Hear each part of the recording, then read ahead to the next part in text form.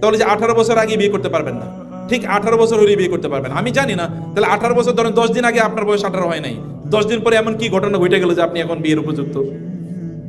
কি করছে এরকম? তার মানে পুরা ফিলোসফিটা একটা ভুয়া ফিলোসফি। বিয়ে আমাদের দেশে, আমাদের এখানে ওয়েস্টার্ন আইডিয়া নিয়ে এখন লোকেরা চলতেছে, অথচ এটা কিন্তু ইসলামিক আইডিয়া। বিয়ের বয়স হলে বিয়ে দিয়ে দেবেন, বলেন এখনো প্রতিষ্ঠিত হয় না, বিয়ে দেবে কি? প্রতিষ্ঠিত মানে কি? প্রতিষ্ঠিত মানে কি? আল্লাহ তাআলা বলেছেন তোমার যদি টাকা পয়সা না থাকে তাহলে বিয়ে করো, তাহলে আমি তোমাকে ধনী বানিয়ে দেবো। এটা আল্লাহ বলেছেন সূরাতুন নূরে, যে তোমরা বিয়ে করো তাহলে আমি কি, ওয়ানকিহুল আয়ামা মিনকুম ওয়াস-সালিহিনা মিন ইবাদিকুম ওয়া ইমাইকুম ইন ইয়াকুনু ফুকারা ইউগনিহিমুল্লাহু মিন ফাদলি সালাসাতুন হাক্কুন আলাল্লাহি আউনুহুম। 3 ব্যক্তিকে সাহায্য করা আল্লাহর দায়িত্ব হয়ে যায়। তোমাদের কেউ বিয়ে করলে তাকে সাহায্য করা আল্লাহর দায়িত্ব হয়ে যায়। এখন আমরা বলছি না, বিয়ে করানো যাবে না, কারণ এখনো বয়স হয়নি। এটা কি হয়েছে? এবং বিয়েটাকে যত জটিল করা হবে, জেনা তত কি হবে? সহজ হবে। এবং তাই হচ্ছে কিনা সমাজে।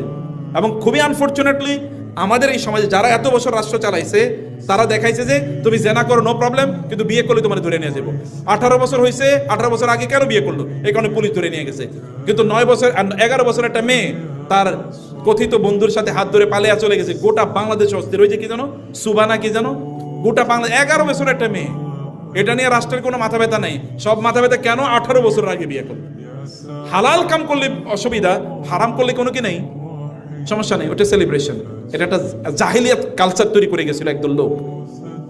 এগুলো থেকে আমাদেরকে অবশ্যই মুক্ত থাকতে হবে। আপনারা বিয়ে করবেন, তবে বিয়ের জন্য উপযুক্ততা অর্জন করা দরকার, এটা আমি আপনাদেরকে নসিহত করব।